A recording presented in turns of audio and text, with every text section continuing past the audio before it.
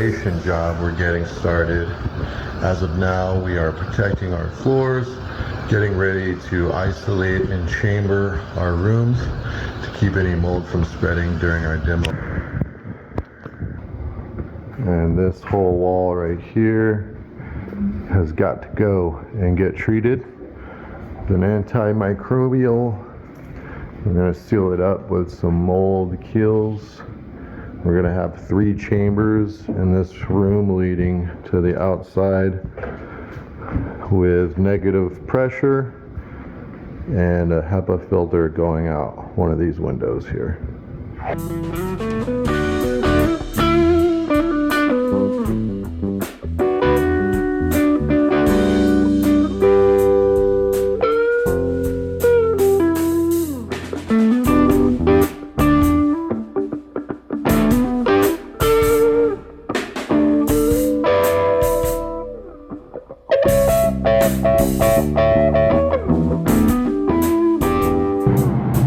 Alright y'all, we got our windows taped up.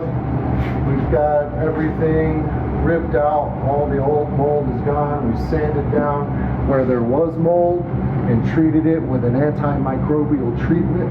And then we're going to come in with some mold kill sealer.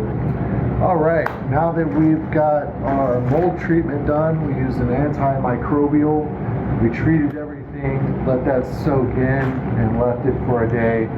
We had our chamber wall up here with our air scrubber, making sure that that was scrubbed for at least 48 hours during that treatment process.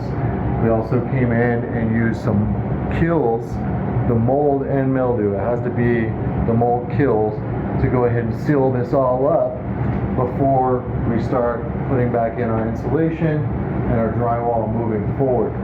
So now that we have finished the treatment process, we've sterilized everything, we've dropped our chamber, but we do still have dust control going on, so we've hung some more plastic.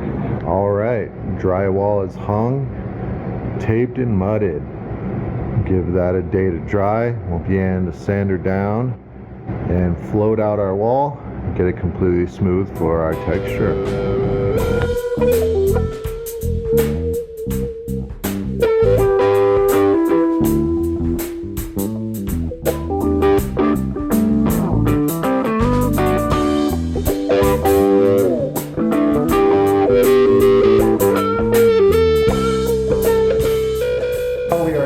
Texture, a good tip before you get into laying too much mud or texture onto the drywall. We want to prime any areas where we sanded down too much to the underlayer of the drywall where the brown kind of cardboard is exposed, because that will soak in moisture and we could get bubbles in our drywall, and then we've got to redo that section. So we don't want to do that.